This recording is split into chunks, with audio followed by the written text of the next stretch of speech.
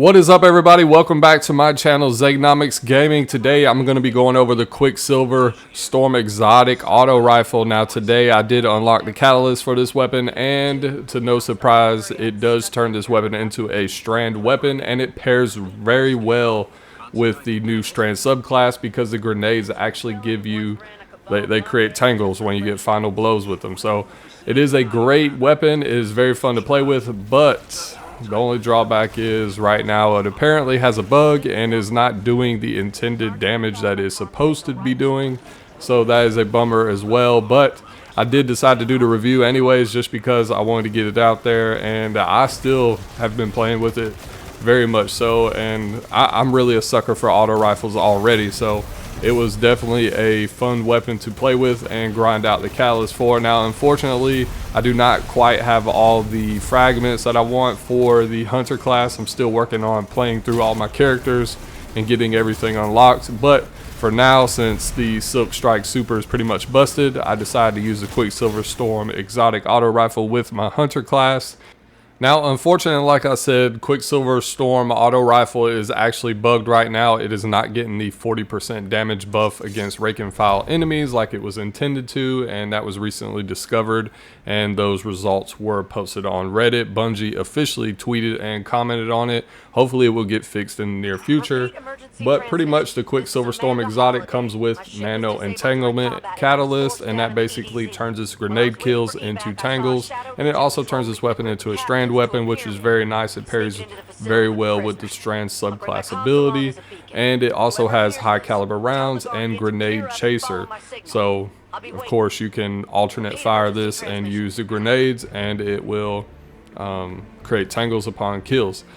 Now, this weapon also comes with rocket tracers, as well as all the Neo Muni new weapons. They all come with some form of rocket tracer perk, but this one is by far the best. It does shoot micro rockets at targets when you get so many precision hits, and yeah, it's pretty cool to watch. I'm not gonna say it's a game-breaking feature, but it's nice to have that extra damage bonus. And I think too, with the rockets, they actually track to the nearest target, so they don't always hit the target that you're actually aiming for. They'll veer off to the next enemy, or if you're actually on the threshold of killing one enemy and the rocket shoots out and you have already killed that particular enemy that you are firing at, the rocket will actually go towards another enemy combatant. So that works out really well, and it's just nice to have. Plus two, with this being a strand weapon, if you shoot the tangles, they explode a lot faster compared to other weapons like other solar or other elemental style weapons. So basically you want to use a strand weapon for tangles or any other type of strand build. You don't want to use certain things. You always want to have a strand weapon if you plan on using that particular build. So QuickSilver Storm is a good weapon, but unfortunately, you know, it does take up that exotic slot, and that's to be expected. Of course, it's a fun weapon to use. There's a lot of potential with it. Do I think it's better than Osteo Striga? Unfortunately, no, but I am a sucker for auto rifles, and I definitely see myself just playing with this, you know, in the regular ritual playlist or in the Defiant Battlegrounds or stuff like that. And now, as far as PvP goes, it's a hit or miss for me. I do not have any PvP footage, but right now there's just so many other weapons that have way ease of use. There's more range, and you know, there's the sweats out there that can really just get around you. I think one thing that holds this weapon back out of everything is the actual handling. It kind of feels sluggish at times, and of course there's ways that you could play around that, but there are so many other 720s in the game that are just by far better at handling than this one is. Like, you got Chroma Rush, you got Reckless Oracle. All of those feel a little bit more snappier than this weapon, and I don't know, maybe it's because of the grenades that are supposedly in it, but there's just so many other better options when it comes to 720s. And then not to mention, you have, I believe it's called Sweet Sorrow, which is the ARC 720, and that's craftable. You can craft it, you can make it how you want to make it.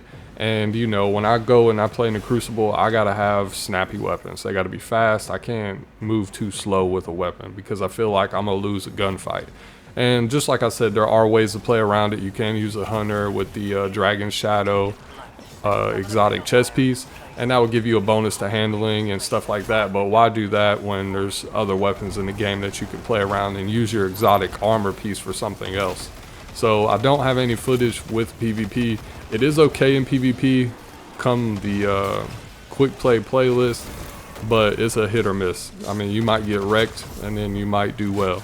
It's just one of those things where it's like a 50-50 trade-off. Is it a fantastic weapon to play with? Of course. I like playing with it. It's fun. The grenades are cool. We may revisit it when the damage buff actually gets restored, but we'll just have to see. I may come out with a little build to complement QuickSilver Storm a little bit better, but unfortunately for me, it's just not. It's not better than a couple of the other weapons that we actually have currently in the game that have been in the game for a little while now. That's not to say it's not fun. Definitely grind out for that catalyst, because you never know what Bungie could do. I always say, you know, with the vault, any weapons that come out, you never know. One minor adjustment can just make all of the difference in a lot of these weapons. Now, one thing that QuickSilver Storm actually has that, no pun intended, it does have the storm when it comes to staggering a lot of enemies. If you just lay on the trigger and you're shooting a lot of enemies, I mean, they just don't know what to do. You're pretty much melting them left and right. And you can see in a lot of my gameplay where a lot of the rockets, like I was telling you about, just shoot off and veer off to other enemies. And then as well as the crit damage is okay. Right now we're getting 1,066 or so per crit. And then if you actually up the 40% damage bonus that it should be getting, which hopefully will get fixed this week. Now once that damage bug gets fixed, then we will be looking at about 1,492 per crit versus rank and file enemies, and that will work very well. That will help us out a little bit more, help us kill a lot of these ads a little bit faster. Now, one thing that I really do not like with this weapon is the grenade. I feel like it's a good perk, of course. It's one of those things where, yeah, it synergizes with Strand, but it really just disrupts the flow of combat when you have to alternate fire. And not to mention, alternate fire takes roughly a second, 1.2 seconds or so, and it can really change the way a gunfight actually works. And that's why in the Crucible you don't see too many people using a grenade, just because of that 1.2 seconds where you're sitting here trying to get the grenade to go, and then you end up getting killed or you end up getting sniped. And the same thing goes for PvE. When you're running around the map, you don't want to, you know, take time to load in a grenade, and it just really disrupts the flow of combat for me personally.